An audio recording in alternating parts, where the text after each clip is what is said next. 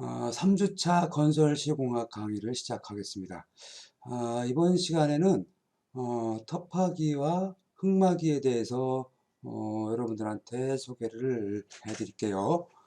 그래서 터파기와 흙마기가 뭔지에 대해서 여러분들이 이건 좀 깊게 이해를 하고 가야 돼요. 여기는 굉장히 중요한 과목이니까.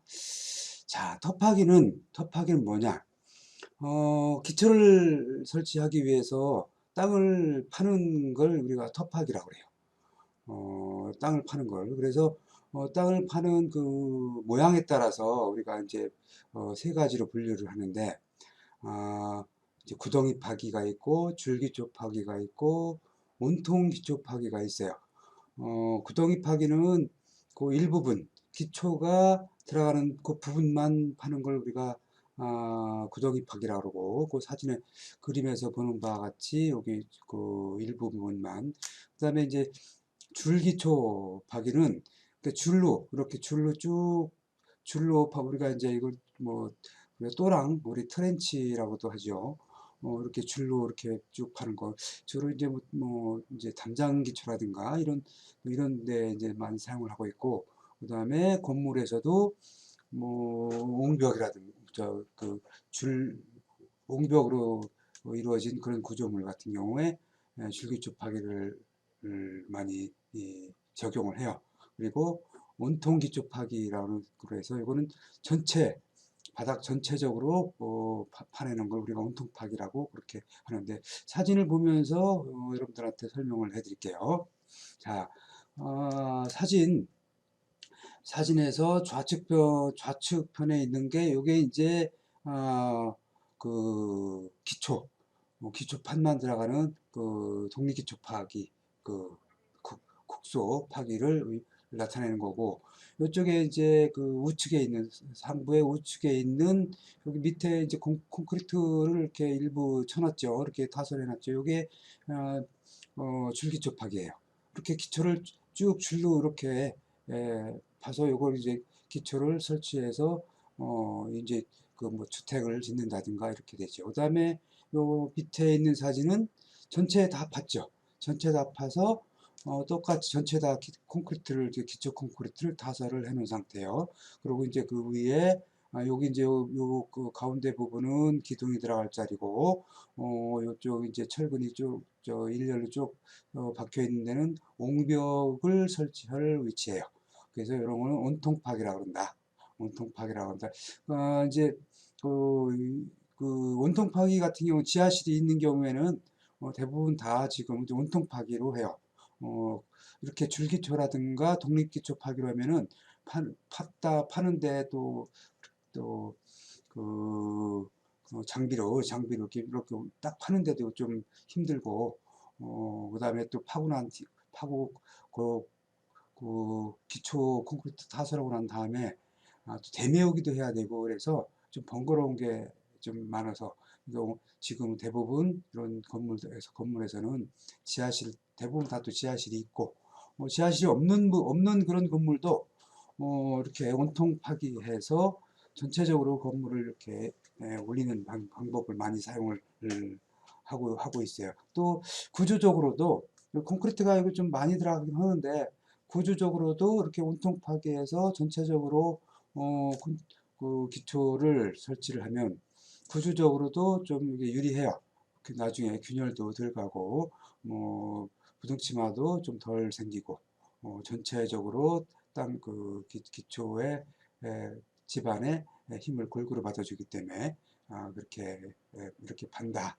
그래서 모양에 따라서 톱하기 모양에 따라서 이렇게 세 가지로 구분을 한다. 이렇게 알고 계시면 되고, 자, 또 형식에 따라서 톱하기 할 때 형식에 따라서 또 이렇게 나눠져요. 오픈컷 공법, 그 다음에 아일랜드 공법, 그 다음에 트렌치컷 공법, 그리고 이제 구체 흙막이 집어 공법, 이렇게 나눠지는데, 오픈컷 공법에는 경사 오픈컷 공법이 있고, 흙막이 오픈컷 공법이 있어요. 경사 오픈컷 공법이 있고, 흙막이 오픈컷 공법이 있고, 그다음에 이제 흙막이라는 거는 흙이 무너지지 않도록 그 흙막 시설을 설치하는 걸 이제 흙막이 오픈컷 공법이라 하는데, 흙막이의 종류에 따라서 이제 자립공법이 있고 어센카 공법이 있고 버팀대 공법이 있어요. 버팀대 공법은 이제 영어로 스트러트 공법이다 이렇게 얘기를 하고 있어요.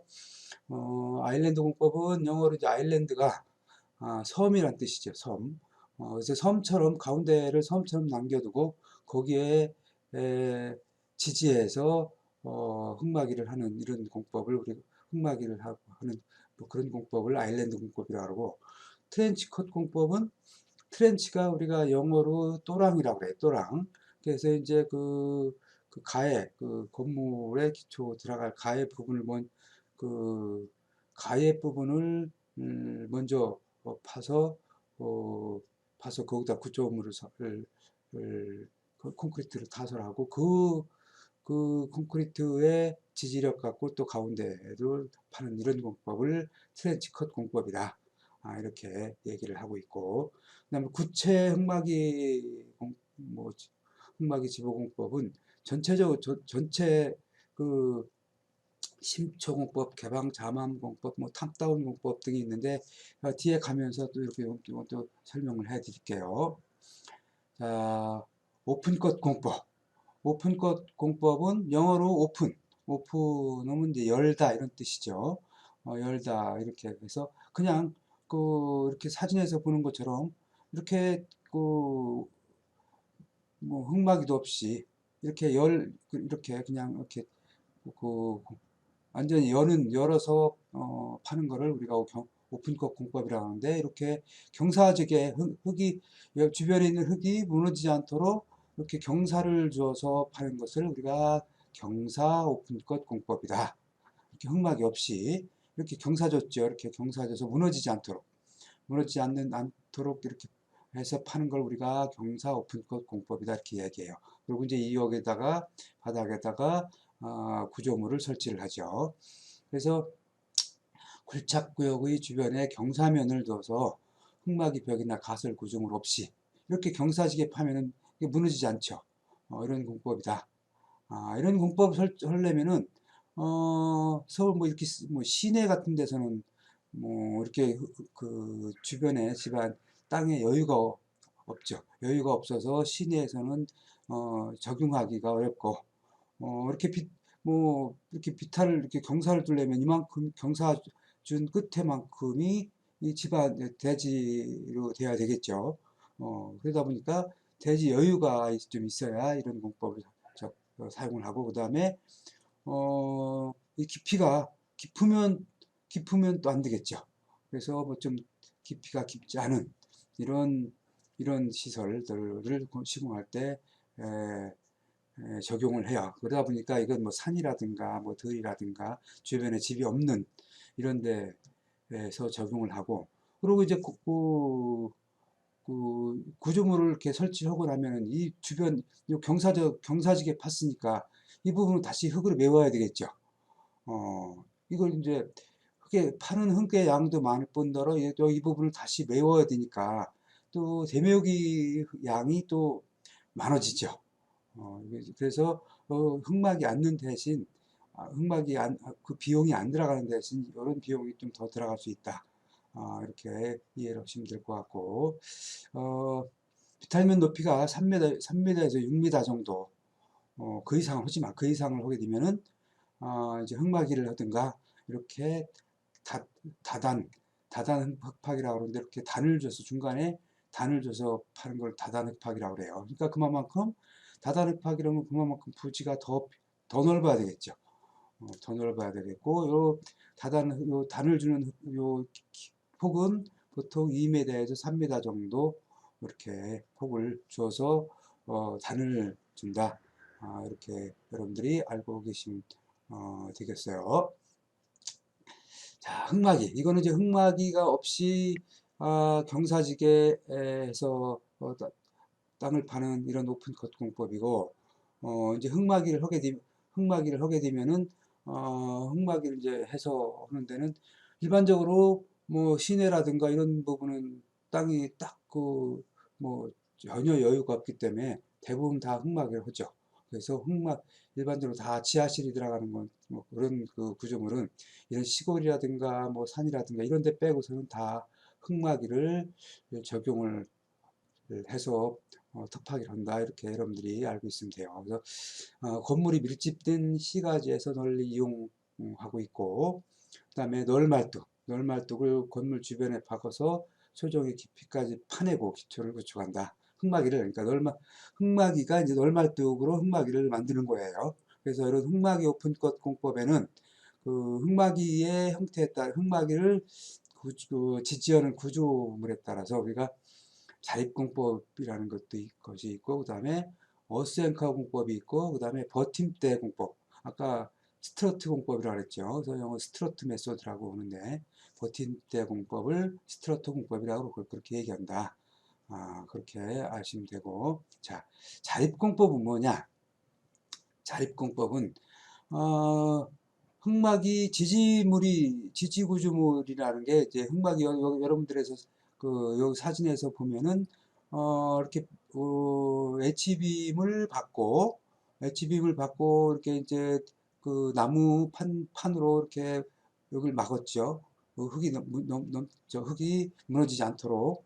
요거를 우리가 엄지말뚝이라고, H빔은 엄지말뚝이라고 그러고, 요 나무판은 우리가 토리판이라고 그래요. 토리판이라고 그래서 요게 이제 지금 H빔 엄지말뚝을 땅에다 박고 엄지말뚝이 지지하는 힘을 가지고 이제 흙이 무너지지 않도록 이렇게 하고 있는 거예요. 그래서 요걸 자립식이라고 그래요. 자립.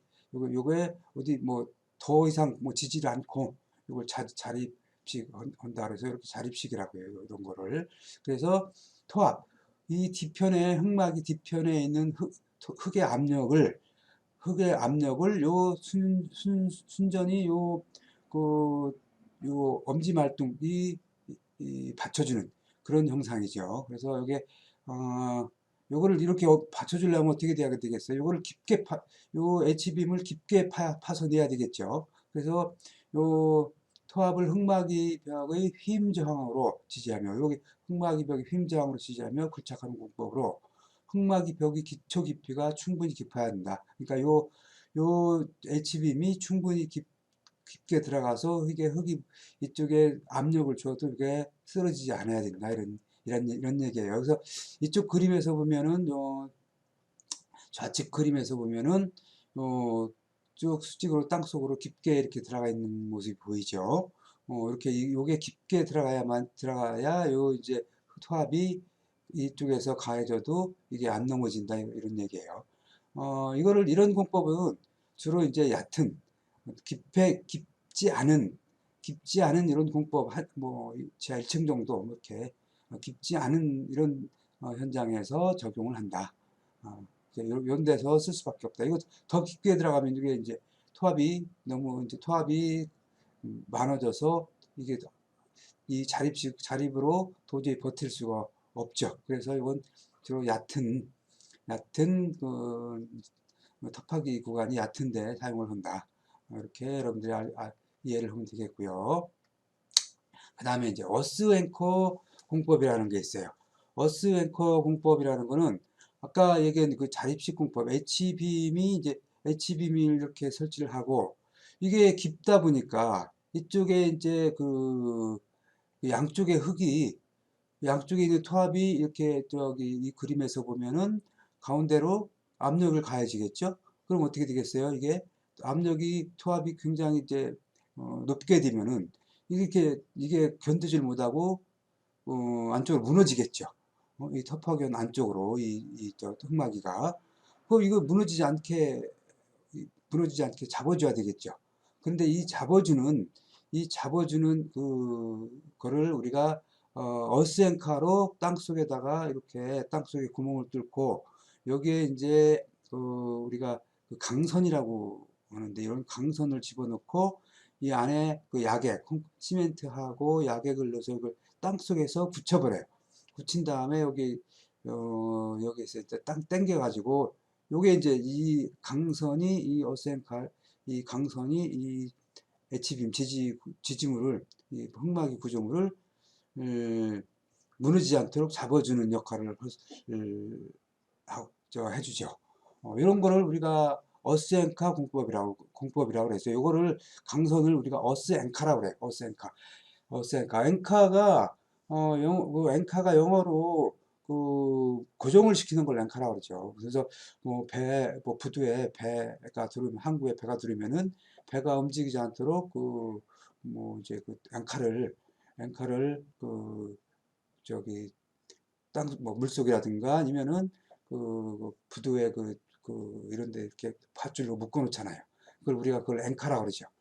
그래서 이것도 마찬가지로 이 흑마기를 지지한다 그래서 이걸 앵카라고 그래요. 대신 땅 속에서 지지한다.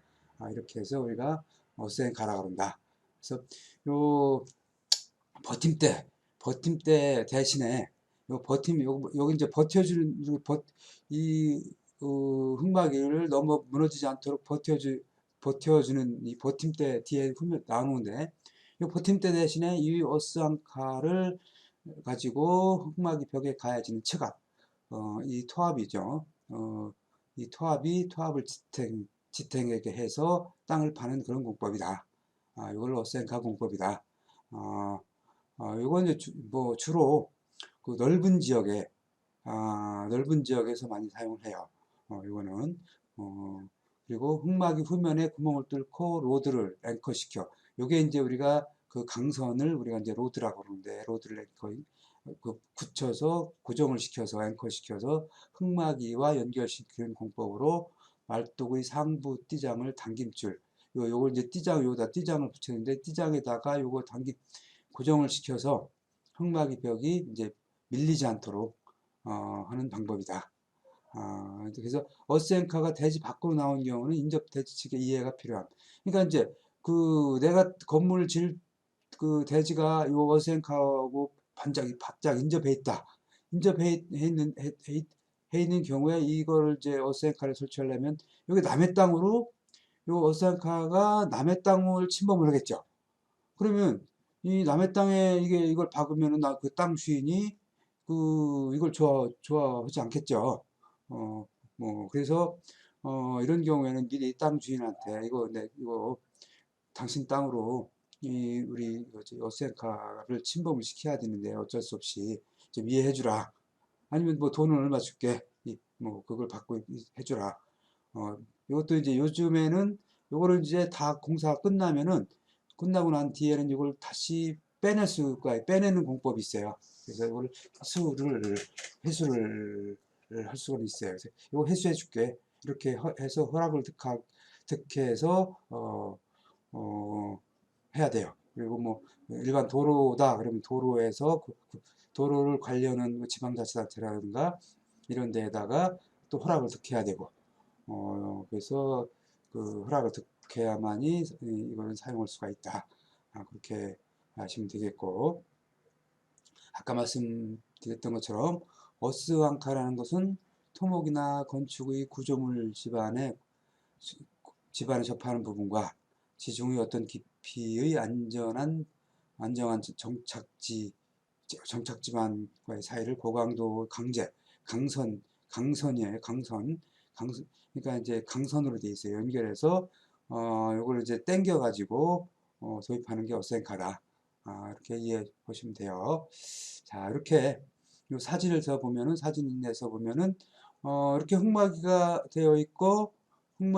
이렇게 되어 있고 요 이제 1단에 이게 띠장이라고 이 사진에서 보면은 수평으로 이렇게 쭉 설치되어 있는 게 요게 이제 띠장이라고 그래요. 띠장이라고 그러고 여기 이제 그 띠장 사이사이에 쭉 그 땅속으로 강선으로 쭉 박힌 거를 우리가 볼 수가 있죠. 요거를 우리가 이제 어스앙카라고 그래요. 어스앙카.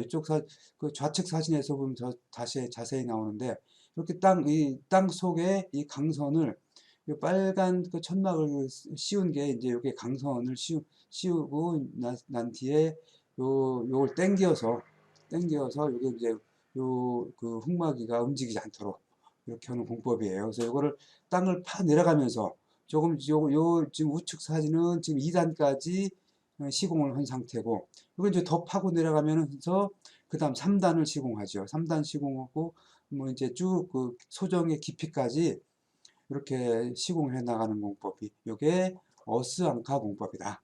어스앙카 공법이다. 요게 이제 쪽 좌측에 있는 사진은 지금 위에서 보면 1단, 2단, 3단, 4단, 5단까지 지금 어스앙카가 설치가 돼 있네요.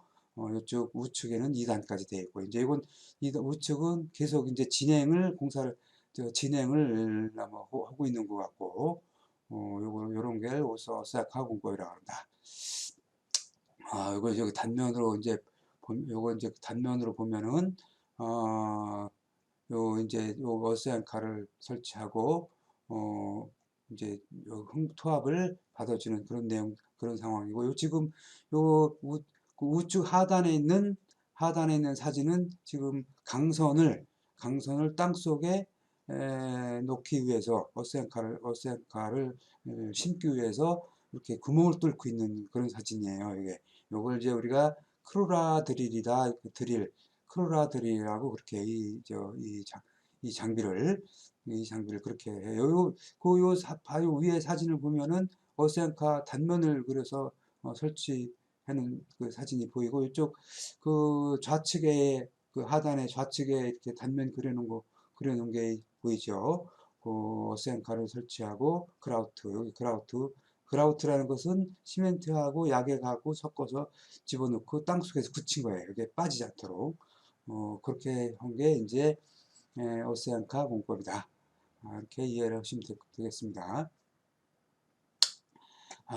이렇게 여기 지금 요 사진도 어세안카를 설치하는 사진이네요. 이렇게 여기 지금 그 좌측에 상부에 있는 요 사진은 지금 강선을 이제 땅 속에 집어넣기 전에 강선을 이렇게 이제 여러 가닥을 한꺼번에 이렇게 집어넣기 위해서 묶고 있는 상태 요게. 그래서 여기 보면은 뭐 이렇게 사진을 찍었죠. 이렇게 작업해 놓고 있는 사진을 좀 찍었죠. 그리고 우측에 상부에 있는 거는 지금 그 아까 얘기했듯이 어스안카를 땅 속에 넣기 위해서 구멍을 뚫고 있는 크로라드일로 구멍을 뚫고 있는 그런 그 사진이고, 지금 요 하단에 있는 사진도 구멍을 뚫고 있는 사진이죠. 그리고 이제 그 여기 구멍 뚫린 상태, 우측에 하단에 있는 사진은 구멍이 뚫린 상태. 여기에다 이 구멍에다가 요 강선을 뭉쳐놓은 요 강선을 집어넣고 약액을 집어넣는 거예요. 이게 이제 어센카 천공하는 거고, 자, 이렇게 그 구멍에다가 어센카를 집어넣은 상태예요. 여기 지금 요 요게 이제 플라스틱 관인데, 요거를 이제 요 강선하고 같이 묶어서 집어넣어요. 같이 묶어서 이렇게 이렇게 쭉 이렇게 구멍 뚫은 상태에서 이렇게 쭉 집어넣은 거예요. 이제 집어넣은 거고, 여기 이제 구멍 뚫은 상태고, 이렇게 다 집어넣었죠. 그 구멍에다가 강선을 이렇게 다 이렇게 집어넣었어요. 집어넣고 난 다음에 아까 여기 이제 상부 사진에서 보면은 요 플라스틱 관이 이 강선하고 같이 들어간다 그랬죠. 강선하고 같이 이렇게 집어넣고 난 다음에 이 플라스틱 관에다가 아까 이 속에 약액을 넣는다 그랬어요. 시멘트하고 그 약품하고 섞은 그 고정을 시키기 위해서 약액을 이렇게 주입을 하는 거예요. 여기서 요 플라스틱 관에다가 요 시멘트하고 약액하고 섞은 거를 집어넣는 거예요. 집어넣어서 굳히게 되죠. 이렇게 다 집어넣어서 굳혀서 아까 본 것처럼 띠장을 설치하고 거기다 당겨서 지지를 하는 거죠. 자, 그럼 그 다음에 이제 또 지지 방법 중에서 버팀대 공법이 있는데, 영어로 스트러트 공법이라고 했어요. 스트러트 메소드라고. 요게 이제 요거는 우측 하단에 사진에서 보는 바와 같이, 요거는 이제 이렇게 땅을 이렇게 깊게 이렇게 팠는데, 이건 어스안카가 안 보이죠. 이쪽에 이제 그 좌측변에는 어스안카를 했네. 근데 이쪽 이 전면 코너부에는 어스안카를 설치를 안 했죠. 어스안카를 뭐 설치 안 한 이유가 여러 가지가 뭐 있을 거예요. 그 대신 어떻게 했어요? 이렇게 H빔으로 이쪽 면하고 이쪽 면하고 우리가 맞대서 설치를 함으로써 이게 무너지지 않도록 이렇게 하고 있죠. 이걸 우리가 그 스트러트 공법이다 이렇게 얘기를 하고 있어요. 즉, 요 밑에 하단의 그림, 좌측에 있는 그림에서 보면은 이게 이제 그 흑마기가 있고 중간에 이렇게 H빔으로 서로 맞대서 버티는 걸 볼 수가 있죠. 그리고 중간에 있는 이런 기둥들은 이 흑마기를 지지하기 위해서 기둥을 이렇게 설치를 해서 흑마기를 버텨줄 수 있게끔 고정을 시켜주는 역할을 하는 것들이고요. 그러니까 우측 사진에서 보다시피 이 중간에 H빔으로 이렇게 설치가 되어 있죠. 요거를 이제 요 버팀대를 고정을 시키기 위해서 이렇게 설치해 준 거예요. 이런 공법을 우리가 스트러트 공법이다. 그래서 뭐 시내 같은 경우는 대부분 다 이런 스트러트 공법을 사용을 해요. 그래서 츠갑을 수평으로 배치한 압축제 스트러트로 받는 가장 일반적인 공법으로 제일 많이 사용한다. 왜냐하면 이거는 옆에 땅으로 침범할 일이 없잖아요. 이거는 이제 어스앤카를 설치하게 되면 어스앤카가 옆에 땅 집안을까지 침범을 한다 그랬죠. 그래서 옆에 땅 주인의 허락을 어떻게 해야 된다 그랬죠. 근데 이거는 뭐 그럴 필요가 없죠. 이렇게 그냥 요거 이렇게 그 H빔으로 맞대서 버팀을 버텨주니까. 근데 이제 가설 구조물의 존재가 다른 작업에 능력에 영향을 미친다. 무슨 얘기냐. 이렇게 설치를 하다 보니까, 요게 이제 여기서 이제 그 기초 콘크리트, 뭐 설근 배근도 하고, 뭐 콘크리트 타설도 하고, 거푸집도 설치를 해야 되고 하는데, 그러다 보니까 요 버팀대가 다 걸리죠. 거리작거리는 거야. 그래서 이런 거 설치할 때는 한꺼번에 할 수가 없이 여기 밑에까지 하고 요거 해체하고 또 다시 이제 또 요 밑에까지 하고 이렇게 하다 보니까 또 띠장 뭐 여기 버팀대 밑에까지 하고 하다 보니까 시간이 더 많이 걸려요. 그러니까 능률에 영향을 미치게 되죠. 어, 그 이제 그런 얘기고, 요 스트러트 간격에 의해 굴착기계 활동이 제한되어 작업성이 저하된다는 얘기도, 요 이제 스트러트들 이런 것들 때문에 이 땅을 파려면 우리가 백호라는 게 이제 들어가서 파야 되는데, 이런 것들 때문에 이제 제대로 작업이 능률이 안 생긴다 이런 얘기예요. 이건 뭐 어쩔 수 없죠. 그렇게 이해를 하고, 이렇게 사진에서 보는 것처럼 즉 그 상부에 보면은 이게 전부 좌측 상부 사진을 보면은 이쪽 흑마기하고 이쪽 흑마기 서로 맞대서 H빔으로 이렇게 맞대서 버티고 있죠. 십자로 이렇게 맞대서 버티고 있는 걸 우리가 스트러트 공법이다. 그렇게 얘기를 하고, 그러니까 시내 같은 경우에는 제일 많이 사용을 하는 그런 공법이에요. 그러니까 밑에 보면은 그 백호가 밑에서 작업을 하고 있죠. 사진에 밑에서 백호가 작업을 하고 있는데, 보다시피 이런 그 버팀대, 우리가 스트러트 때문에 아무래도 작업에 제약을 받죠. 그래서 능률이 좀 떨어진다. 그런 얘기예요. 그리고 요게 이제 위에 상부에서 우리가 이제 크렘쉘이라고 하는 장비로 밑에서 요 백호가 흙을 담아주면은 요걸 이제 흙을 퍼올려서 밖으로 반출을 하는 그런 작업을 하고 있는 거예요. 이쪽 그 우측에 하부에 있는 사진도 스트러트를 이렇게 설치해서 어, 지지를 하고 있는 그런 작업이고, 이 작업은 좀 최신 공법에서 띠장에다가 좀 넓게 버틸 수 있는 만큼 띠장을 특허 이제 최신 공법을 사용해서 한 것으로서 중간에 띠장이 스트러트가 좀 적죠. 이런 공법도 사용을 해요. 물론 이제 뭐 이건 이제 특허 공법이라서 좀 비용이 좀 더 비싸게 좀 들어가겠죠. 이런 것들은. 자, 이제 아일랜드 공법, 터파 공법 중에서 아까 이제 전에는 오픈컵 공법, 오픈컵 공법 중에서 흑마기가 있는 공법, 흑마기가 없는 경사 공법을 소개를 했고, 이제 이거는 아일랜드 공법. 아일랜드가 뭐라 그랬죠? 아일랜드는 섬을 우리가 아일랜드라 그랬어요. 섬을. 그래서 요거는 먼저 중앙부 흙을 먼저 파내요. 중앙부 이렇게 가운데를 사진에서 보는 것처럼 흙마기가 이렇게 가야 있고 띠장하기 이거 그 버팀대 하기 전에 가운데를 먼저 파요. 가운데를 이렇게 먼저 파서 여기 요 부분에 구조물을 철근 콘크리트 구조물을 먼저 설치를 해요. 먼저 설치를 하고 난 다음에 요걸 여기에다가 이제 요 가입 부분을 이제 굴착을 하면서 이 그 버팀대를 요 구조물에다가 지지를 시키는 거예요. 지지를 시키는 거예요. 그래서 이렇게 하는 걸 우리가 아일랜드 공법이다. 요 아일랜드 섬을 먼저 설치를 하고, 그래서 중앙부의 흙을 먼저 파내고 다음에 주변 부의 흙을 파내는 공법이다. 그래서 중앙부를 우선 굴착해서 구조물을 먼저 이렇게 사진과 같이 축조를 하고 요 구조물에 버팀대를 지지해서 주변부를 굴착하는 구조물이다.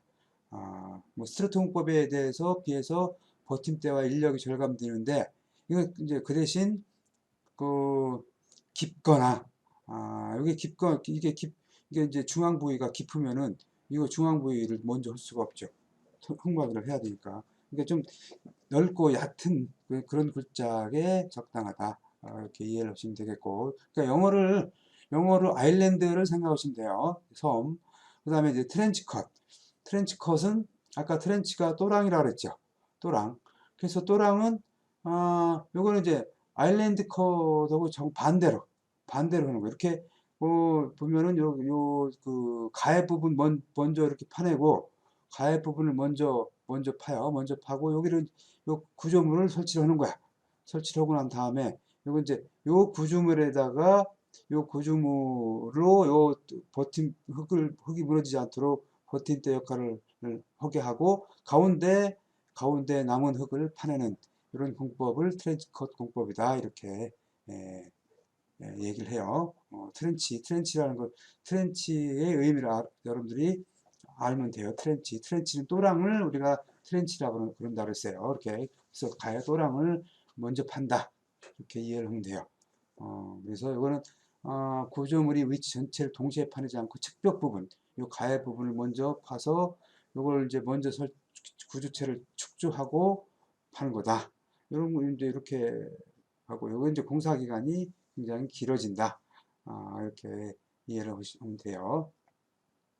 그 다음에 이제 구체 흑마기 지보공법은, 이거는 이제 건물 구체를 이용해서 하는 건데, 이거는, 교량이라든가 아니면은 물이 많이 나오는 무슨 뭐 바닷가, 강가 이런 데서, 사용을 하는 그런 텃밭 공법이에요. 이거는, 어, 그러니까 구조물 자체를 흑마기로 아예 삼는 거야. 그렇게 하는 거예요. 그래서 심처공법이라든가 개방자맘 공법, 탑다운 공법 이런 것들이 있다. 이걸 이제 그, 이제 더 자세히 설명을 하자면은 심초공법은 표토를 제거하고 건물 기둥 위치에 3 내지 3.5m 지름의 심초음을 파서 기초를 축조를 한다. 기초 상부에 철골 기둥을 세우고 1층 바닥부터 콘크리트를 친 후 지하를 향해 공사해 나가는 공법이다.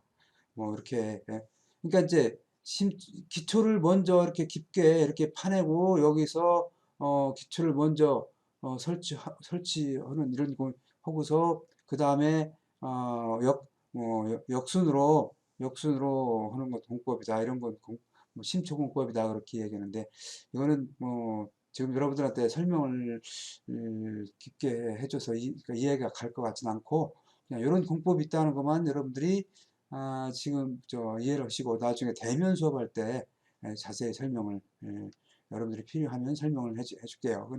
뭐 시험에는 잘 안 나오니까 그냥 뭐 이건 좀 그렇게 하시고, 그다음에 이제 개방 자망 공법이다.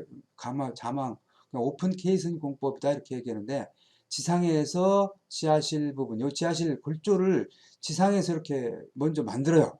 만들고 밑부 요 그 끝부분을 이렇게 깊게 이렇게 한 다음에 땅을 이렇게 파요. 땅을 파면 요 자중으로 계속 이제 땅 속으로 이렇게 내려가는 거야. 내려가면서 계속 이제 땅을 자중으로 내려가게 해서 요거 자체가 구조물 자체가 이것도 마찬가지로 어, 흑막이 역할을 하도록 하는 게 이게 이제 옵케이슨 공법이다. 개방 잠암 공법이다. 이렇게 이해를 하면 돼요.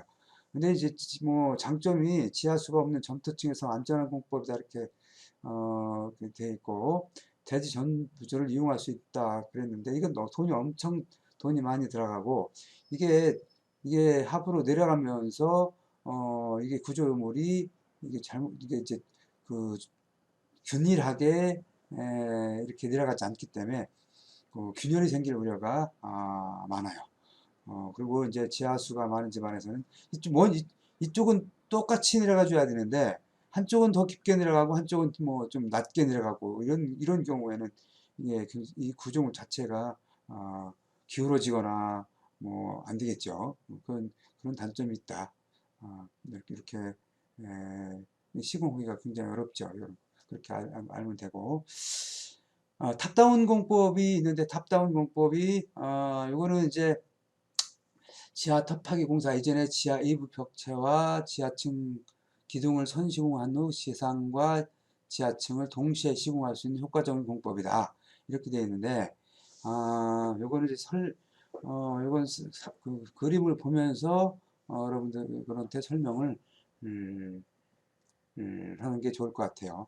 일반적으로 건물을 짓는다든가 그 시설물을 지을 때는 이렇게 흙막이를 설치를 하고 승막이를 설치를 하고 하면서 이렇게 땅을 파면서 땅을 다 파고 그리고 이제 지하 구조물을 설치를 하고 또 상부도 지하 구조물 설치를 다 끝나면은 지상 구조체를 설치를 해요. 일반 공법처럼 요 그림에서 상부에 있는 그림에서 보는 것처럼 이런 식으로 대부분 건물들을 이렇게 시공을 해요. 근데 탑다운 공법은 어떻게 하느냐? 탑다운 공법은 이 부분 그러니까 이제 아주 집안이 굉장히 그 안 좋은 그런 부분이라든가 그다음에 이 공사 기간을 단축시키기 위해서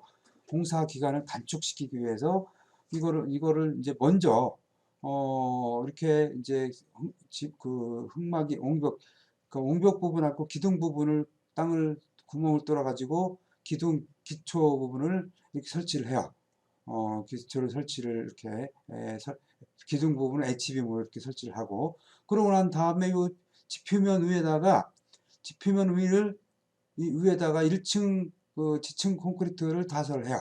지층 콘크리트 타설하고 난 다음에 지층 콘크리트 타설하고 난 다음에 땅은 이제 거꾸로 요 구멍을 뚫어 가지고 요 밑에서 땅을 파내려가요.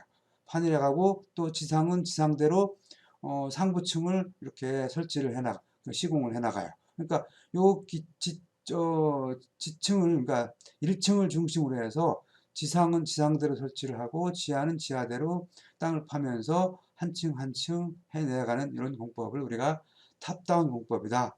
그러니까 이중으로 공사를 하니까 공사 기간이 굉장히 빠르겠죠. 일반적으로 하는 공법에 비해서 이렇게 그러니까 빨리 하기 위해서 이런 공법을 지금 뭐 많이 사용을 하고 있어요. 이런 공법을 현재는 그래서 탑다운 공법을 할 때 지하 외벽은 우리가 이제 슬러리 월이라고 하는 그런 공법을 통해서 지하 옹벽 겸 외벽 겸 흙막이 벽 겸 구조체로 사용을 하는 거를 이제 설치를 하고 요 이제 기둥 부위는 이렇게 철골로 한다 그랬어요. 철골로 구멍을 뚫어서 철골을 설치하고 요 기초 부분은 콘크리트 타설하고 난 다음에 철골 기둥을 세워서 붙여서 이렇게 한다 그랬어요. 그래서 지하 외벽은 슬러리월로서 영구적으로 사용할 수 있도록 그렇게 시공을 한다. 그리고 이제 지하 내려오면서 요 슬러리월 부분에 철근을 보라든가 이런 부분에 철근을 미리 심어놨다가 요 슬라브 콘크리트 타설할 때 물려서 이렇게 앵커 철물로써 이렇게 해서 벽체를 지지하도록 그렇게 하죠. 그러니까 지금 요 사진, 요 그림만 갖고서는 여러분들이 이해가 잘 안 갈 거예요. 그래서 지금 이런 공법이 있다, 이런 공법이 있다는 정도로 여러분들이 좀 이해를 하고 그러면 될 것 같아요. 그 다음에 이제 그게 이제 대묘기 및 잔토 처리. 대묘기는 기초 파기를 할 때 파낸 흙을 이제 그 뭐 좁은 대진에 쌓을 때가 있으면은 거기다 쌓다가 나중에 이제 지하 구조물이 이제 설치되고 난 다음에 흙막이 부분과 지하 구조물 부분의 그 틈을 이제 흙으로 메꿔줘야 되겠죠. 이런 부분을 메꾸는 거를 우리가 대매혹이라고 하고, 그 남는 흙을 남는 흙은 밖으로 처리해야 되겠죠. 이런 걸 우리가 잔토 처리라 그렇게 얘기를 해요. 그래서 시내 같은 경우는 흙을 텁하게 할 때 나온 흙을 둘 데가 없으니까 밖으로 다 반출했다가 또 뭐 대묘기에 필요한 흙은 또 다른 흙을 갖다가 대묘기에 사용을 하고 그렇게 하고 있어요. 그래서 이제 대묘기 혹은 이제 뭐 잔토 처리할 때 대묘기 할 때는 이런 방법으로 해야 된다. 흙을 이제 30cm 정도씩 메우고 높이를 30cm 높이로 메꾸고 그걸 이제 전부 다지고 완전히 다진 다음에 또 다시 30cm 메꾸고 또 다지고 이런 식으로다가 흙을 메꿔야 돼요. 그래서 또 우리가 이제 효과적으로 다지기 위해서 물을 부으면서 다지기도 하는데, 그러니까 우리가 뭐 그걸 물다짐이라고 그래요. 그래서 지난 시간에 얘기했듯이 이 그 모래가 섞인 사질토 집안은 물다짐을 하면은 그 토사 입자와 입자 사이가 아주 좁아져서 굉장히 다짐이 잘 돼요. 여러분들 뭐 바닷가라든가 강에 가서 그 모래가 있는데 이렇게 가서 보면 모래가 딱딱해서 딱딱한 부분들을 많이 볼 수가 있을 거예요. 뭐 물론 이제 모래가 이제 그렇지 않은 부분도 있지만 물이 이제 들어갔다 나갔다 하면서 물이 돼 있는 물이 닿는 부분들은 대부분 다 딱딱하게 돼 있죠. 그래서 그런 부분들은 또 오히려 다짐이 잘 돼 있다. 잘 돼 있다. 이 모래집안은 그렇게 이해를 하면 되고, 특히 이제 그 지하에 뭐 가스관이라든가 뭐 상수도관이라든가 이런 것들이 이동되거나 침하 변형되지 않도록 대묘기 할 때 아주 잘 조심해야 된다. 그런 의미고요. 이제 아까 이제 흙막이가 굉장히 중요하다 보니까 흙막이 공법이 여러 가지가 있어요. 그래서 흙막이 공법만 별도로 여러분들한테 설명을 또 해드릴게요. 이제 흙막이 공법 중에서 가장 일반적인 흙막이가 엄지말뚝 플러스 이제 가루널 공법이다 이렇게 얘기를 하는데, 이 엄지말뚝은 이 그림에서 보는 것처럼 요 H빔을 우리가 중간중간에 H빔을 이렇게 박은 걸 우리가 엄지말뚝이라고 그러고, 가루널 요거 이제 목재로 이건 토리판이라고 한다 그랬어요. 거기다 이제 그 토리판을 끼고 뒤에 흙을 이제 뒷채음을 하죠. 흙 쪽에 이런 공법을 우리가 엄지말뚝 가루널 공법이다.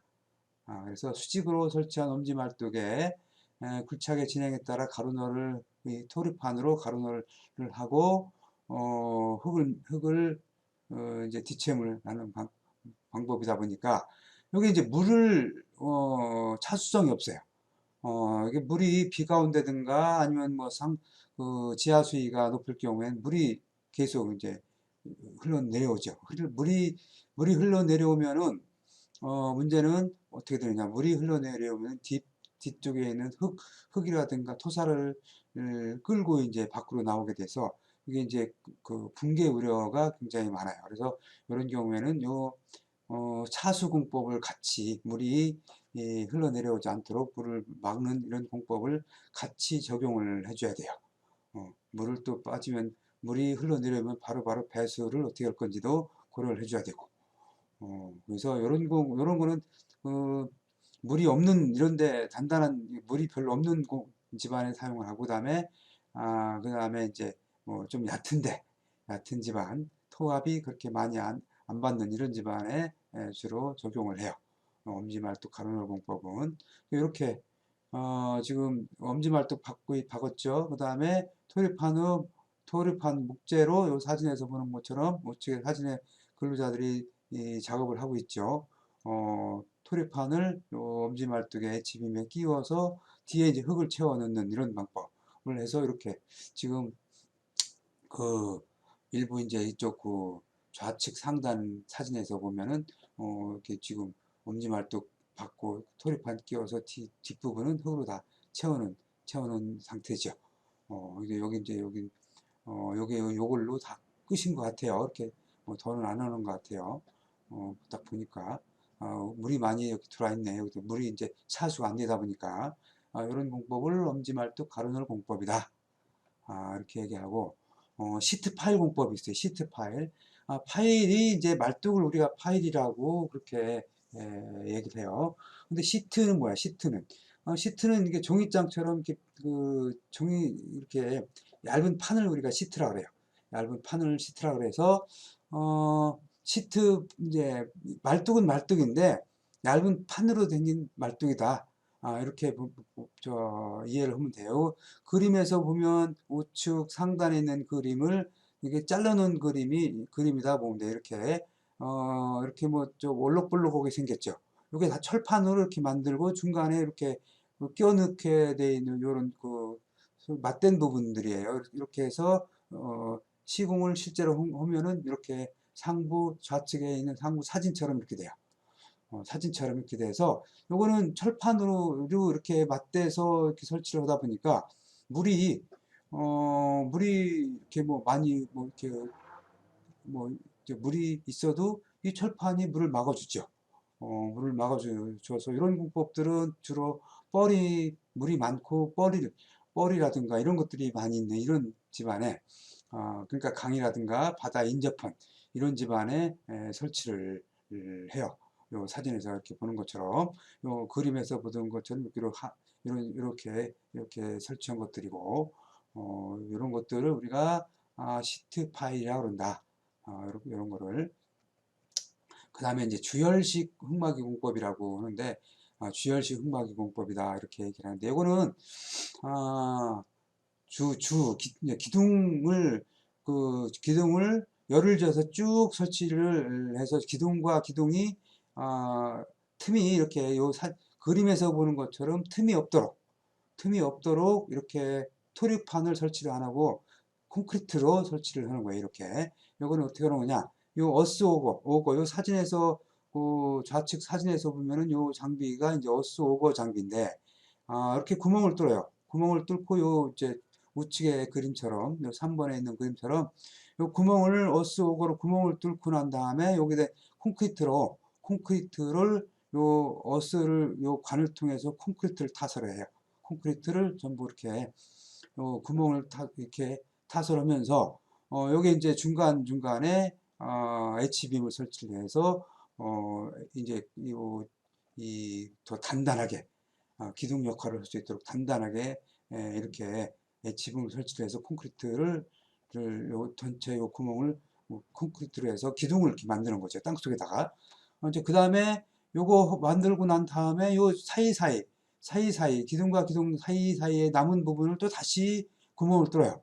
다시 구멍을 뚫어서 이 부분도 마저 콘크리트로 아니면 이제 철근망을 집어넣는다든가 해서 콘크리트로 기둥을 만들어서 이 기둥하고 서로 겹쳐지게끔 이렇게 시공하는 흙막이를 요거를 주열식 흙막이 공법이다.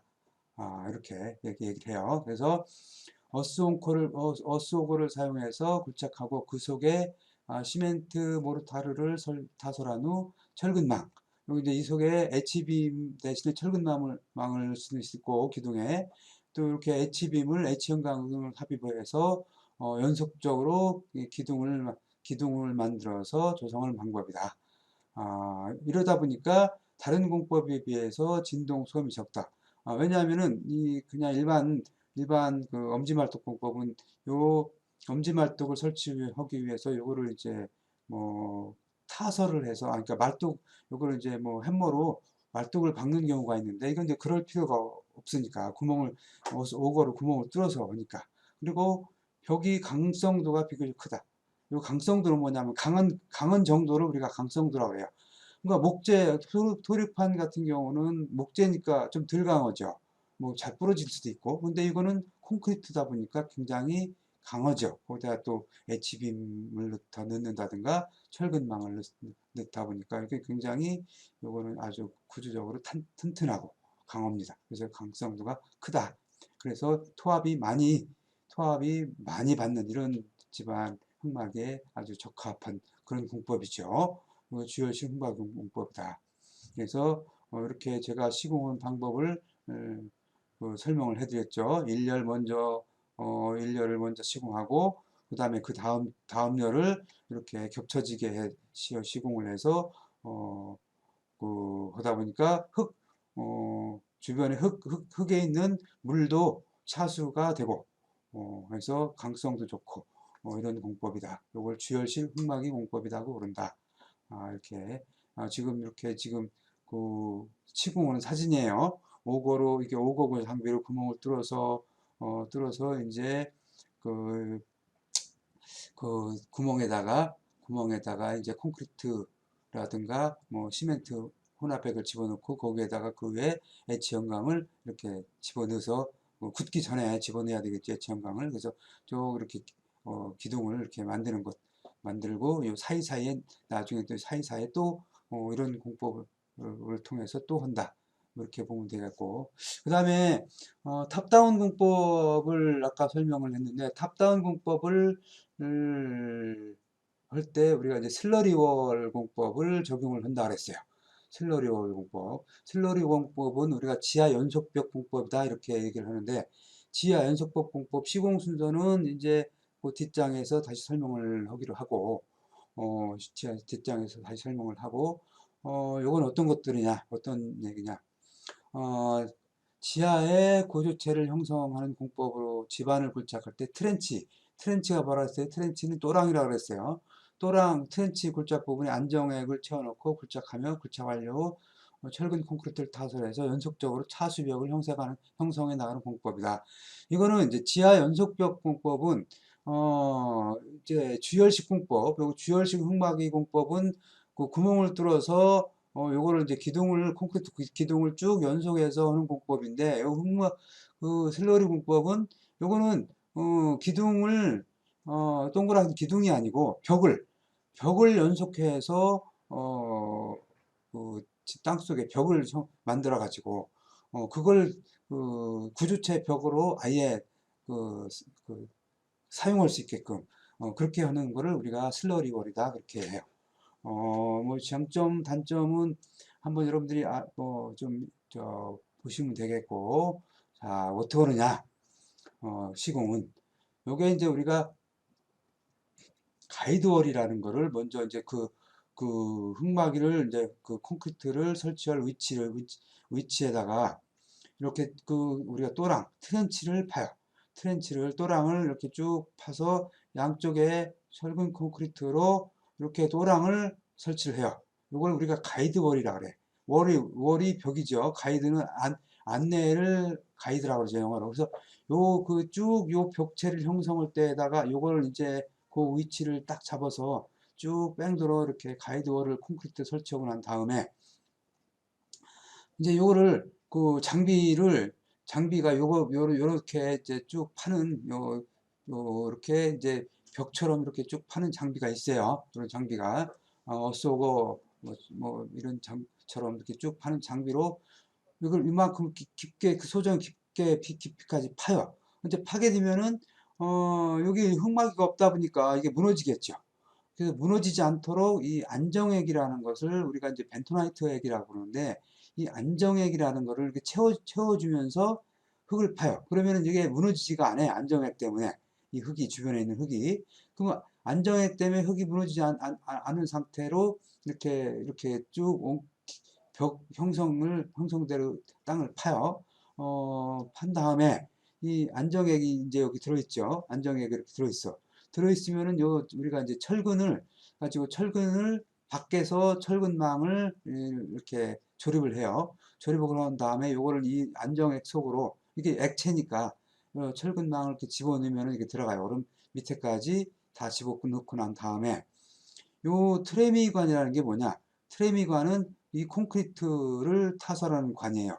이 콘크리트를 이 지상에서 이 장비로 밀어넣는 거예요. 이 트레미관을 통해서 밀어넣는데, 요 트레미관을 콘크리트 타설할 때 요 바닥부터 콘크리트를 타설을 해요. 콘크리트를 바닥부터 타설을 하면은 여기 이제 밑에서부터 콘크리트가 채워 올라가겠죠. 올라가면서 요 안정액은 그 대신 여기 이제 자꾸 밖으로 나오겠죠. 밖으로 밀려 나오겠죠. 콘크리트가 채워지니까. 그래서 전체를 다 전부 다 콘크리트 채워주면 안정액을 밖으로 이제 끄집어내.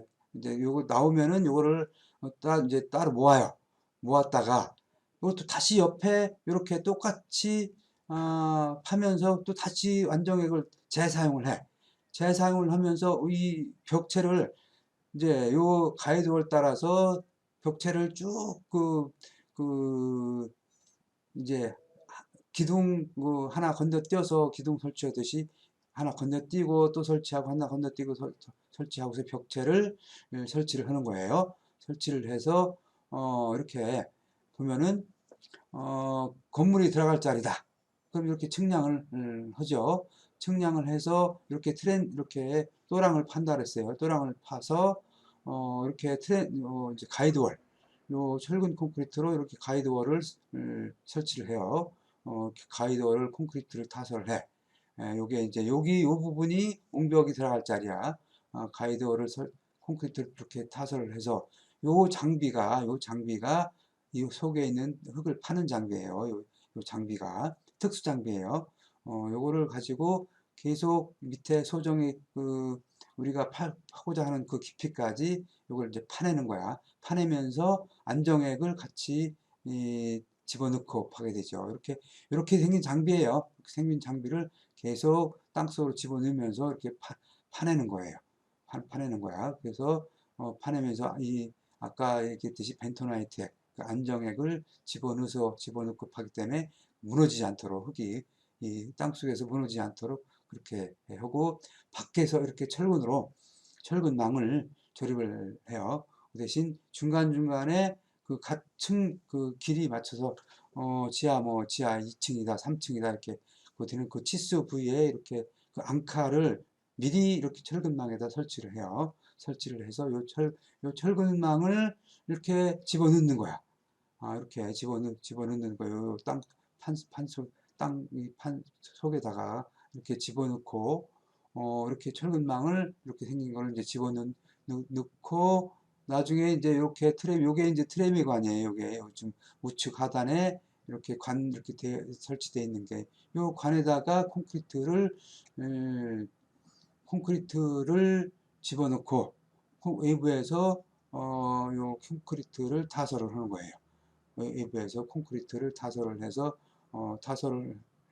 그러면은 안정액이 올라오면 그걸 또 이제 써먹고, 이제 콘크리트가 다 타설돼서 양생되면은 그 옆에 사이 부분도 다시 똑같은 방법으로 해서 이 벽을 설치를 해요. 그 다음에 이제 이렇게 이제 다 설치가 되면은 요 가이드월을 이제 다시 이제 깨내야 되겠죠. 깨내고 요게 이제 1층에다가 가이드월을 깨내서 1층에 그 본골조용 거푸집을 설치하고 이렇게 이제 땅을 파고 이제 탑파기를 해 나가는 거야. 이제 그 탑다운 문법 같은 경우는 위에 1층에 콘크리트 타설을 하고 상부대로 시공하고 이제 하부는 또 이렇게 이렇게 땅 속에서 땅을 파요. 이게 이제 이쪽에 이제 슬로리월로 이렇게 콘크리트가 쳐져 있으니까 그 중간에 이렇게 앙카를 설치해 놓은 그 중간에 이제 앙카를 설치해 놨죠. 요게는 이제 볼을 설치할 자리고. 그래서 이렇게 그 면을 땅 속에서 거푸집 없이 콘크리트를 타설을 했기 때문에 면이 똑바르지 않기 때문에 이렇게 면을 이제 면 정리를 이렇게 똑바르게 하죠. 하면서 중간 이렇게 이제 연결 부위에는 물이 외부에서 물이 들어오지 않도록 이런 부분은 그 방수 처리를 해요. 방수 처리를 해서 물이 안 들어오도록 그렇게 시공을 한다. 이렇게 하는 것을 우리가 이제 슬로리얼 공법이다. 이렇게 여러분들이 이해를 하면 되겠고. 자, 이 땅속에는 물이 지하수도 있고, 그 다음에 또 물이 비가 온다든가 할 경우에는 물이 이제 땅속에 들어가서 일반 우리가 이제 건수라고 하는 것들이 물이 항상 있어야 웬만 땅속에는 물이 뭐 금방방 빠지는데 빼고서는 그래서 이 저 땅을 터파기를 하게 되면은 물이 항상 거의 대부분 물이 나와요. 뭐 물이 나와서 물이 나오면은 뭐 작업을 못 하죠. 그러니까 물을 배수를 해야 되고 또 흙막이 부분 같은 경우는 물이 빠지면 아까 뭐라 그랬어요? 물이 빠지면서 흙막이 뒤편에 있는 토사를 끌고 내려와서 그 토사 뒤편을 이렇게 그 공중증 우리가 이제 그 뻥뻥 뚫리게끔 그렇게 그런 상태를 만들어서 흙막이를 잘못하면 붕괴시킬 위험이 있어요. 그래서 이 차수를 해야 돼요. 물을 차단을 해야 돼요. 흙막이 뒤편에는 물이 안 나오도록. 그래서 이렇게, 차수를 해야 되는데, 배수의 필요성은, 이렇게, 지하수가 나오니까 이건 당연히 배수를 해야 되겠고, 어, 그, 물이 많으면 많을수록 토합을 또 증대시켜요. 이 흙은. 그래서, 물을 빼줘야 되겠고, 또 물이 많은 데는 지하수 이런 데는, 뭐 차수도 해야 되겠고, 뭐 이렇게 물을 끌고 나올 수 있는 그런 부분들은. 그래서 배수공법은 우리가 이제 중력식 배수라고 해서 집수정이 물을 모이게 하는 그런 부분을 우리가 집수정이라고 그래요. 물을 모이게 하는 부분을. 그다음에 이제 그래서 물을 모아서 펌프로 이제 퍼내는 거지. 이런 걸 우리가 이제 집수정 공법이라고 그러고 강제식 배수는 땅속에 물이 많은 땅속에다가 웰포인트라고 해서 우물을 설치하는 거야. 우물을 설치해서 물이 고이면은 바로바로 강제로 펌핑을 해서 물을 빼는 이런 공법을 우리가 강제식 배수라고 그래요. 그리고 차수 공법에는 뭐 강제 널발뚝 아까 그 강제 널발 시트 파일을 우리가 강제 널발뚝이라고 그래요. 그래서 강제 철판인으로 하다 보니까 철판은 물이 못 뚫고 나오죠. 뭐 이런 공법이라든가 아니면 이제 지중 연수벽 아까 슬로리월은 이제 콘크리트로 이렇게 하니까 그 다음에 주열식 공법 이런 것들이 콘크리트로 이렇게 흙막이라든가 이런 걸 하니까 콘크리트에도 이제 물이 이제 못 빠져나오죠. 이런 공법을 사용하고 그 다음에 이제 뭐 LW 공법이라든가 뭐 여러 가지 공법을 통해서 어 물이 못 빠져나가게 하는 이런 또 공법들이 있어요. 그래서 뭐 아주 여러 가지 굉장히 많은데 이걸 차츰차츰 여러분들에게 대해서 소개를 하기로 하고 이렇게 집수정 공법은 이걸 그림에서 보는 것처럼 이렇게 물을 이렇게 모이게 이제 좀 구멍 이렇게 좀 한쪽을 깊게 파가지고 물을 모이게 해서 퍼내는 공법이다. 사진에서 보면 요 펌프로 물 퍼내는 걸 우리가 볼 수 있죠. 이렇게 이런 거를 집수정이라고 그런다. 그래서 보통 뭐 2m 내지 3m 정도 이렇게 땅을 더 깊게 파서 물을 모아서 앱으로 이제 물을 퍼내는 공법. 이게 이제 요걸 우리가 이제 뭐 펌프는 뭐 이런 수중 펌프도 있고 뭐 일반 펌프도 있고 이런 걸 사용하죠. 그래서 이건 간단하죠 설치가. 그리고 뭐 돈도 그렇게 안 들고. 그 다음에 웰포인트 공법은 아까 얘기했듯이 구멍을 이렇게 뚫어서 구멍을 뚫고 뭐 모래를 집어넣고 해서 지하수위가 모아고 이렇게 땅 속에서 이제 모이게끔 해서 이걸 강제로 퍼내는 공법을 우리가 웰포인트라고 그런다. 웰포인트 공법이다. 이렇게 예, 예, 그 요거는 웰포인트 공법은 집안 계량 공법에도 사용을 하고 지하 이제 땅 속에 있는 물을 없앰으로써 집안이 단단하게 계량될 수 있는 계량을 하는 그런 방법으로도 사용을 하고 있어요. 어, 아, 이게 이제 그 흙막이를 하다 보면 이 물 때문에 주변에 이제 치마가 생기는 경우가 많이 있어요. 이건 이제 요거는 시험에도 잘 나오는 이런 저기 그런 내용들인데 그래서 여러분들이 요걸 알아야 돼. 그래서 여기 주변 집안의 치마 방지. 주변 치마라는 건 뭐예요? 주변에 이렇게 이 그림에서 보는 것처럼 흙막이가 이렇게 돼 있으면은 이 주변이 땅이 가라앉는 걸 우리가 치마라고 그래요. 그럼 왜 가라앉겠나 우리가 이제 생각을 해보면은 왜 가라앉겠나 생각. 여기 이제 이게 뭐 토합이 많아서 이게 이제 뭐 흙막이가 휜다든가 하면은 뭐 당연히 이게 가라앉겠죠.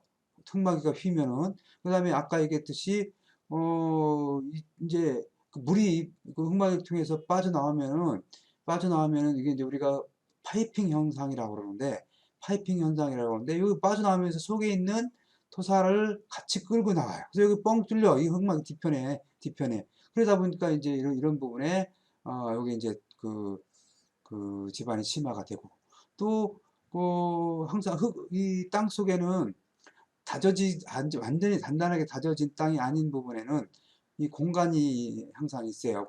뭐 공기층도 있고 무리층도 있고 그래서 이 표면에다가 뭐 물건이 굉장히 무거운 물건을 많이 쌓으면은 이게 또 이렇게 흙막이에 이 영향을 주고 또 집안의 침하가 뭐 되는 경우도 있고 그다음에 이제 보일링 현상과 이제 뭐 히빙 현상이라고 그러는데 요 뒤에 가서 요 부분은 다시 한번 또 설명을 할게요. 그래서 보일링 현상, 히빙 현상 이런 부분은 반드시 여러분들이 알아야 돼요. 시험에 많이 나오는 것들이야. 자, 보일링 현상은 뭐냐? 보일링 현상은 이게 보글보글 끓는 거를 우리가 보일링이라고 그러죠. 이건 사실토 모래 지반에서 발생을 하는 건데 이 모래 지반에 모래가 아주 많은데 이 물은 지하 수위가 이게 높아. 그럼 이제 그 흙막이를 해서 땅을 파요. 이쪽에 터파기를 했더니 어떻게 돼? 그러면 어떻게 돼요? 이게 모래 속에 물이 많다 보니까 물이 이제 지하 수위가 이만큼 높은데 그림에서 보는 것처럼 워터 레벨이라고 돼 있죠. 이게 그 땅을 더 깊게 파면 이 물이 이렇게 거꾸로 올라오겠죠. 이 저 흙막이 밑에 하부를 통해서 뭐 이 부분은 뭐 차수가 돼 있다고 손치더라도 그럼 밑에 이게 수위차로 인해서 밑으로 통해서 이렇게 물이 올라와요. 근데 물만 올라오면은 물만 퍼내면 되는데 이게 뭐 모래 집안에서는 물만 올라오는 게 아니고 물이 올라오면서 모래를 같이 끌고 올라와 버려요. 그래서 여러분들 뭐 저기 뭐 모래사장이라든가 이런 데 가서 물 있는 데 가서 모래를 파면 어떻게 돼요? 모래를 이렇게 한쪽 이렇게 막아놓고 파면 땅 밑에서 물이 올라오면서 뽀글뽀글 올라오면서 모래하고 같이 올라와요. 그러니까 이 흙막이 뒤편에 있는 모래를 끌고 이렇게 올라오면서 뽀글뽀글 올라오니까 어떻게 돼요? 이 부분이 뻥 뚫리는 거야. 뻥 뚫리고 이걸 파내면 이게 파지진 않고 계속 이제 물이 올라오면서 이 흙막이 뒤편에 있는 모래를 끌고 올라오죠. 그러니까 이제 그럼으로써 이 흙막이 뒤편에 있는 집안이 이제 가라앉고 앉으면서 흙막이 전체가 붕괴되는 이런 현상을 일으키게 돼요. 그래서 모래 집안과 같이 투수성이 큰 집안에서 지하 수위 이하를 불착할 경우에는 지하 수위와 기초 파기 저면 수위 차이에 흙막이 안쪽 저면 바닥으로부터 모래와 물이 부풀어 올라와 지지력이 없어지는 점. 그러니까 이게 여기가 벙 뚫렸으니까 이 흙막이 지지력이 없어지죠. 그래서 요런 모래가 많은 요런 모래 집안에서 지하 수위가 높은 집안 이런 데가 여러분 굉장히 많아요. 뭐 여의도 서울 같으면 여의도라든가 아니면 한강 주변은 다 이런 그 모래가 많고 지하 수위가 굉장히 높은 데야. 그래서 이런 데는 방지 대책을 흙막이 이 밑둥 깊이를 요 그림에서 보는 요 흙막이 밑둥 깊이를 충분히 깊게 박아야 돼. 깊게 박고 흙막이 를 이제 물이 그 요 물이 안 통하는 이게 안반 단단한 집안까지 이제 박아야 돼요. 그다음에 이제 이 강성이 큰 벽체를 사용해야 이게 무너지지 않도록 요거를 이제 토리판이라든가 이런 걸 하지 말고 아까 또 어떤 것들이 있었죠? 주열식 흙막 용법이라든가 슬러리월 이런 거를 이제 적용을 해야 돼. 그래서 여의도에 있는 뭐 빌딩이라든가 뭐 이런 데에는 대부분 다 그 슬로리월이라든가 주열식 공법을 많이 써요. 많이 썼어요. 쓰고 있어요. 그 다음에 이제 지하 수위를 저하시키고 뭐 이런 방지 대책을 해야 된다. 요거를 우리가 보일링 현상이다 그런다. 그 다음에 이제 히빙 현상이 있는데 여러분들 히빙 현상하고 보일링 현상은 여러분들 구별을 할 줄 알아야 돼요. 보일링 현상은 사질토, 모래가 많은 집안에서 발생하는 거라고 그랬어요. 근데 이 히빙 현상은 이건 모래가 아니고 이거는 진흙이 있는 집안에서 발생하는 거예요. 요거는 여러분들 그 바닷가 뭐 예를 들어서 뭐 인천의 뭐 송도라든가 뭐 이렇게 그 서해안 지방에 뻘이 굉장히 많죠. 뻘이 이 뻘은 이게 여러분들 푹푹 빠지잖아. 빠지는데 물은 많이 있는데 이걸 뻘을 갖다 이제 파다가 놓으면은 물은 잘 안 빠지죠. 이런 집안은. 그래서 이것도 마찬가지로 이렇게 터파기를 해서 이렇게 파놓으면은 물은 안 빠지는데 요게 이 전체적으로 요게 이 흙이 그 버팀대 뒤편에 있는 흙이 뻘이다 보니까 요게 그 하중에 의해서 이게 하중에 의해서 그냥 쭉 이렇게 쭉 밑으로 통해서 이렇게 그냥 요 터파견 위로 다 이렇게 부풀어 올라와 버려요. 그러니까 이거는 아예 이 흙 자체를 물이 올라오면서 모래를 끌고 오는 게 아니라 이 흙 전체를 이렇게 밑에서부터 이렇게 이제 갖고 부풀어 올라와 버려요. 그러니까 여기가 그냥 이게 올라와 버리니까 여기 이 버팀대 흙막이 뒤편이 그냥 아예 뻥 뚫려 버리는 거야. 그러니까 이거는 아예 뒤편에 있는 흙막이 뒤에 있는 뭐 뒤는 뭐 그 시설물이라든가 이런 것들이 다 붕괴된다든가 뭐 이 또 흙막이 자체가 견디지를 못하고 무너져 버리죠. 뭐 이런 현상을 우리가 히빙 현상이라고 그래요. 우선 요거는 점성토 집안에서 발생하는 거다. 그러니까 이 점성토 집안에서는 히빙 현상이 발생하고 사질토, 모래 집안에서는 보일링 현상이 발생하는 거다. 그러니까 이것도 요 방지를 하려면은 그만큼 깊게 설치를 해야 되고 이것도 뭐 강성이 큰 그러니까 주열식 공법이라든가 슬러리 공법을 사용을 해야 된다. 이렇게 여러분들이 이해를 하면 되겠어요. 그 다음에 피압수라는 거는 물이 솟구쳐 올라오는 거를 우리가 이제 피압수라고 그래요. 이제 이 피압수는 그 집안 하부에 그 지하수 피압 대수층이라고 지하수층이 있는데 여기 이제 지하수층이 그 이제 그 위에 그 상부에서 압력이 굉장히 높게 받아갖고 이제 지하수층이 뭐 수평으로 있는 게 아니고 지하수층이 땅속에는 이제 그 경사진계도 있고 그 여러 가지 형태로 있어요. 그래서 이런 부분들이 이제 지하수가 아주 밑에 있는 부분들은 굉장히 상부에서 그 중력으로 인해서 압력을 굉장히 많이 받는 지하수가 있어요. 이제 그런 부분을 이렇게 거기 이제 그 지하수층까지 땅을 파게 되면 어떻게 되겠어요? 이게 압력을 많이 받고 있는 지하수층이 팍 터져버리는 거예요. 그래서 물이 콜콜콜콜 위로 상부로 상부로 오르는 이런 그 현상이 발생을 해요. 그러니까 물이 계속 올라오니까 이제 그 집안이 전체적으로 부풀어 올라오고 물이 이제 많이 올라오죠. 그러다 보니까 주변에 있는 물을 또 끌고 오니까 주변에 있는 그 집안을 약하게 하고 이렇게 이제 그렇게 되니까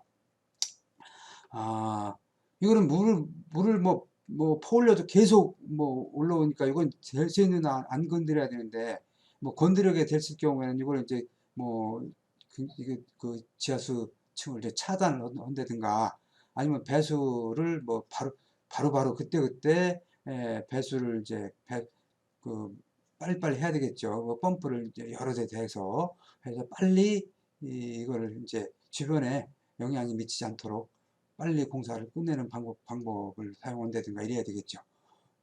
그래서 피압수를 건드리는 건드리면 아주 굉장히 피해를 많이 발생을 해요. 이런 것들을 우리가 피압수라고 그래. 자, 이것으로서 이번 주 제 3주차 강의를 마치도록 할게요. 근데 여러분들이 그 질문 사항들이 많이 올라오더라고. 아마 중간고사라든가 이런 것들 때문에 궁금한 게 많이 있는 것 같아요. 일단 출석 체크는 별도로 여러분들이 이 클래스 들어와서 이 강의를 들으면은 출석 체크가 자동으로 되니까 별도로 안 할 거예요. 지난번에도 그 단톡에서도 제가 올려놨듯이 그리고 7주차 8주차 때 8주차인가 7주차인가 모르겠는데 학교 해가지고 그 스케줄을 봐서 해야 되겠는데 중간고사는 이제 그때 실시를 할 거고 중간고사 범위는 뭐 7주차면 7주차까지 강의원 내용 중에서 기출문제 건설안전기사 기출문제예요. 건설안전기사 기출문제 중 건설 시공 파트하고 또 그 건설 재료 파트에서 부분에서 기출 문제를 가지고 낼 거예요. 그러니까 여러분들 뭐 부담은 안 느끼면 될 것 같고 요건 이제 작년도까지 2019년도부터 2015년도 기출 문제 중에서 제출을 할 거죠. 근데 기출을 문제에서 낼 거고 그다음에 기말고사는 마찬가지로 뭐 그 중간고사 본 그 이후부터 14주, 15주차 때 기말고사를 치르죠. 요거 그때는 아마 이제 대면 수업을 할 것 같은데 대면 수업을 하게 되면 학교에서 이제 강의실에서 여러분들한테 이제 뭐 얘기를 하겠지만 혹시 뭐 이 코로나가 또 더 창궐을 해서 대면 수업을 못하고 또 이번 학기도 내내 비대면 수업을 할 경우에는 뭐 어쩔 수 없죠. 그래서 기말고사는 마찬가지로 또 남은 부분에서 문제를 낼 예정이에요. 그렇게 여러분들이 알고 또 준비를 해주면 되겠어요. 자, 오늘은 여기까지 하고 또 다음 주 또 보기로 해요. 자, 수고들 많이 하셨어요.